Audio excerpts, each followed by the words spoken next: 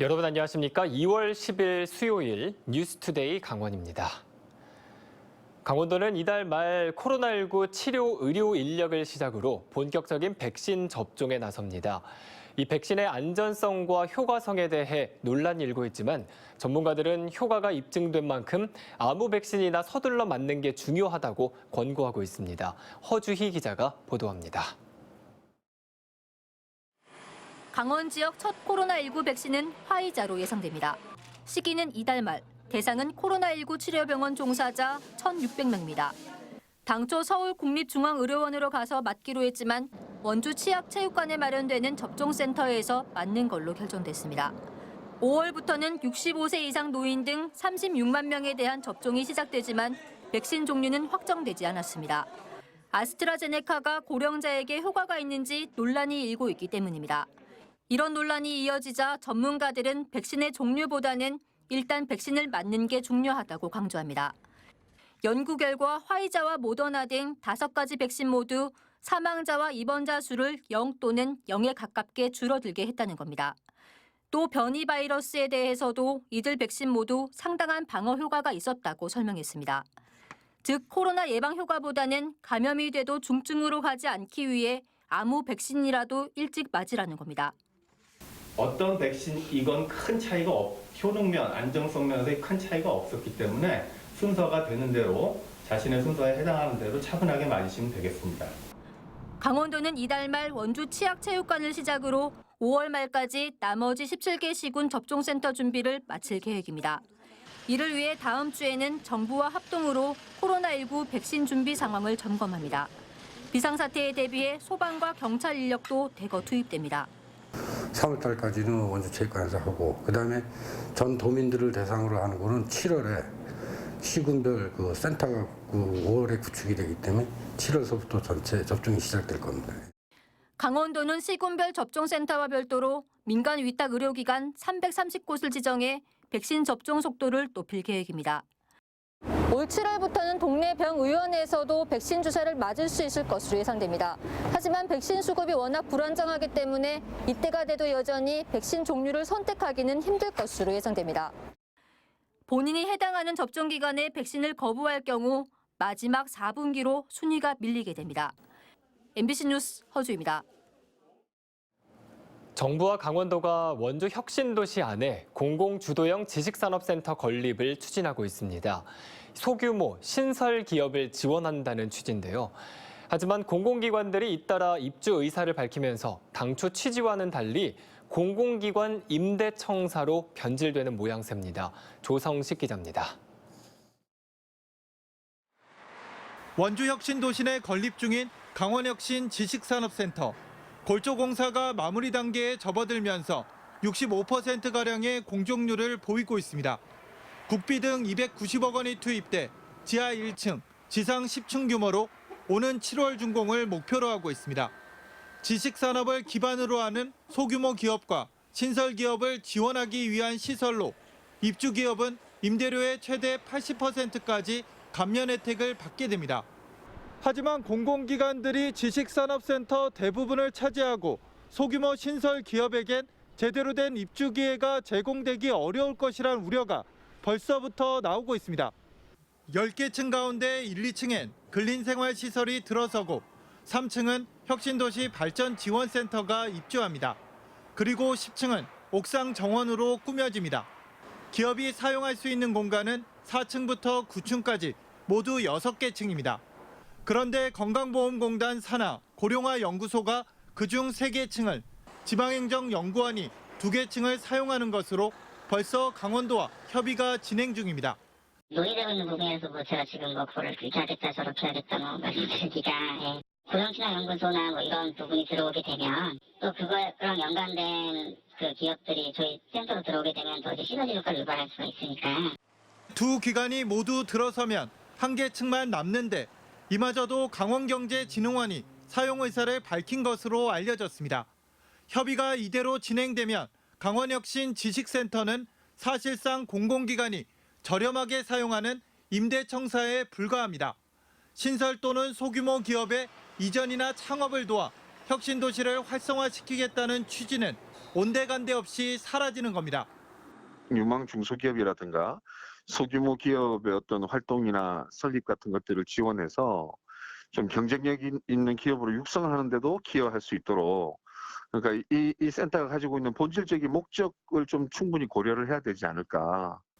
안 그래도 텅 비어 있는 원주혁신도시의 사무용 건물과 민간 지식산업센터의 공실률을 낮추기 위해서라도 입주 제한 조치가 필요하다는 지적이 나오고 있습니다.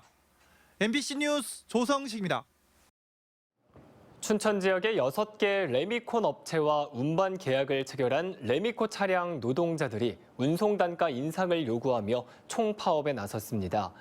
벌써 3주째 파업이 이어져 레미콘 수급의 파행이 빚어지고 있지만 양측 간의 견해차는 쉽게 좁혀지지 않고 있습니다. 박민기 기자입니다. 레미콘 차량 특수 형태 근로자들이 운전대를 놓고 거리로 나왔습니다. 레미콘 해소와 체결한 운송 단가의 인상을 요구하기 위해서입니다.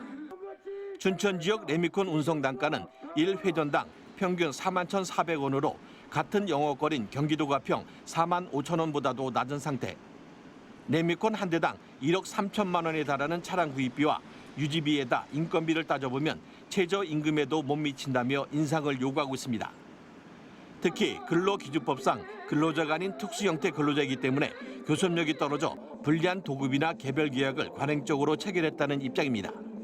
본인들 그 6개 회사들이 그렇게 똘똘 뭉쳐 있다 보니까 이 임금 협상도 마찬가지 저단가로 해서 계속해서 27년 30년간 운송 단가를 5,400원밖에 올리지 않았습니다. 분명 이 레미콘 이 루베당 단가는 계속해서 상승해서 올라가고 있는데 결국 춘천 지역 레미콘 운전자 가운데 상당수가 한국노총에 가입했고 개별 계약이 아닌 단체 협상을 통해 운송 단가 결정을 요구했지만 회사 측 반대에 부딪혔습니다. 춘천 지역 레미콘 회사는 노동조합법상 근로자가 아니라며 단체 교섭을 피하거나 파업 철회 및 업무 복귀 요청 내용 증명서를 발송하는 등 법적 대응도 준비하는 모습입니다. 하지만 레미콘 회사 측은 춘천시가 마련한 대화의 장에도 불참한 채 총파업에 대한 공식적인 입장도 밝히지 않고 있습니다. 우리는 반드시 이 레미콘 정책을 박살낼 것을 결의한다! 한편 레미콘 운송단과 관련한 이번 총파업은 건설업계의 관행적인 도급이나 이와 유사한 사용자와 근로자 계약에도 적지 않은 파장을 미칠 전망입니다. MBC 뉴스 박민기입니다. 춘천과 원주, 정선 등 도내 내륙 산간에서 주로 발생하던 소나무 제선충병이 지난달 동해안 지역인 삼척에서도 발생했습니다. 산림당국과 지자체가 예찰을 강화하고 제선충병 확산 방지에 온 힘을 쏟고 있습니다. 조규환 기자입니다. 도로와 인접한 야산을 오르다 보니 잎이 붉은 빛깔로 변한 소나무 세 그루가 보입니다. 제선충병 감염이 의심되는 소나무들입니다. 지난 2005년 제선충병이 발생한 지역과 불과 4km 남짓밖에 떨어져 있지 않아 정밀 검사가 필요해 보입니다. 산림청 병해충 예찰단이 소나무 껍질을 벗긴 뒤 구멍을 뚫어 시료를 채취하고 스마트폰 앱으로 정보를 꼼꼼히 등록합니다.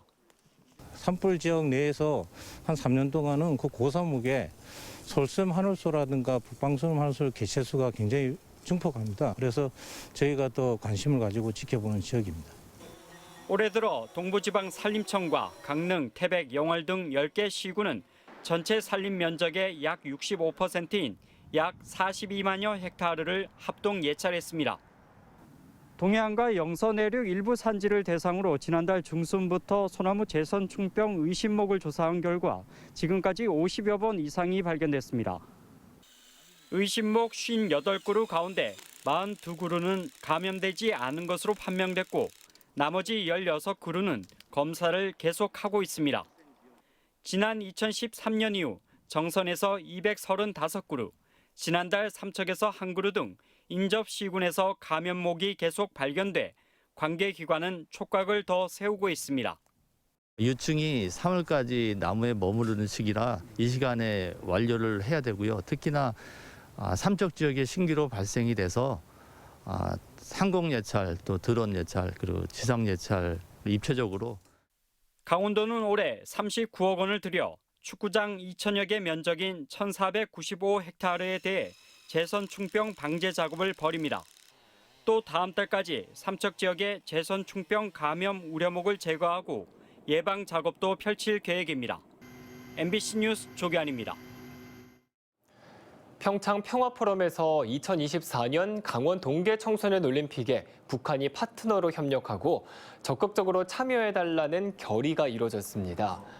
포럼의 폐막식과 함께 발표된 결의안에는 남북한이 스포츠를 통해 평화를 증진해야 하고 남북 철도 연결과 금강산 관광 재개 등 즉시 실천할 수 있는 경제 협력 사업을 우선 시행해 남북 관계의 새로운 돌파구를 만들어야 한다는 내용이 포함됐습니다.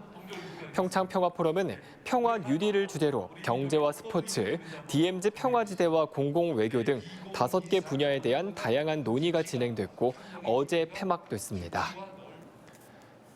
저출산 추세로 인해 강원도의 학령 인구 감소세가 계속되고 있습니다. 강원도 교육청은 올해 초중고등학교 7,723개 학급, 학생 수는 14만 9,205명으로 확정됐다고 밝혔습니다. 이는 지난해에 비해 전체적으로 57학급 1,996명의 학생이 줄어든 규모입니다. 초등학교의 경우는 학생 수가 전년에 비해 891명이 감소해 동지역의 학급당 학생 수를 27명에서 26명으로 1명 줄였습니다. 반면 중학교의 신입생 학급당 학생 수는 지난해와 동일한 수준으로 유지될 예정입니다. 강원도와 원주시 횡성군이 원주 상수원 보호구역 문제 해결을 위한 공동 용역을 실시하기로 했습니다. 이번 용역은 환경부가 해법으로 제시한 비상취수원 제도를 원주시가 수용할 수 없다고 밝힌 데 따른 것으로 향후 원주와 횡성 지역에 필요한 용수량과 공급 방법 등에 대해 포괄적인 용역으로 진행됩니다. 3개의 기관은 추경을 통해 용역비를 확보해 올 하반기 용역에 착수하고 여기서 도출된 결과를 토대로 원주시와 횡성군이 상수원 보호구역 문제에 대한 공동 의견을 내기로 잠정 합의했습니다. 밥상공동체 종합사회복지관이 설 명절을 앞두고 취약계층을 위한 명절 음식 나눔 행사를 진행했습니다. 원주시 원인동 마을관리소 활동가와 주민들이 붙인 전과 떡국 키트, 과일, 마스크 등으로 선물 꾸러미 30개를 만들어 가정으로 직접 배달했습니다. 복지관은 코로나19 확산 방지를 위해 배달로만 행사를 진행했다고 설명했습니다. 강원도가 폐광 지역 주민 창업 기업을 지원합니다. 신청 자격은 태백과 삼척, 영월과 정선 등 4개 시군 폐광 지역 진흥지구에 사는 주민이 50% 이상 출자한 5인 이상 법인이며 신청서는 오는 15일부터 19일까지 접수합니다. 지원 금액은 자부담 20%를 포함해 기업 한 곳당 3년 동안 최대 5천만 원입니다. 강릉시가 상습 침수 구역인 경포호 일대에 유수지 조성 사업을 본격화합니다.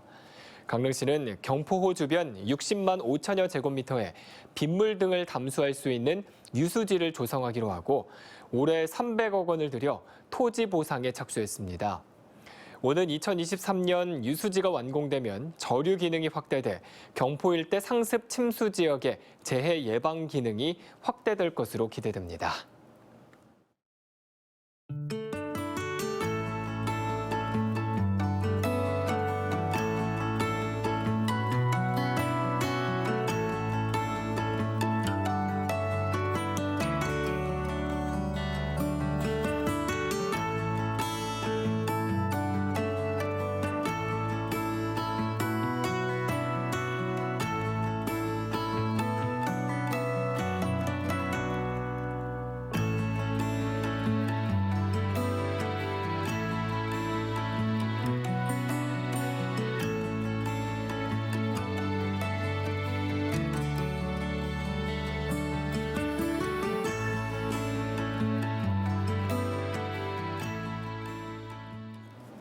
폐광지역 개발기금 부과처분 취소 소송에서 강원랜드가 1심에서 승소했습니다. 춘천지방법원은 강원랜드가 지급하는 폐광 기금에 대해 20년 동안 강원도에서 같은 방식으로 부과해왔다며 강원랜드의 해석 방식이 맞다고 설명했습니다. 강원랜드는 해마다 순이익의 4분의 1을 강원도에 기금으로 내고 있는데 기금을 비용으로 보는지 여부를 두고 순이익의 금액이 달라 두 기관 간 해석에 차이가 있었습니다. 이상으로 뉴스투데이 강원을 마칩니다. 함께해 주신 여러분 고맙습니다.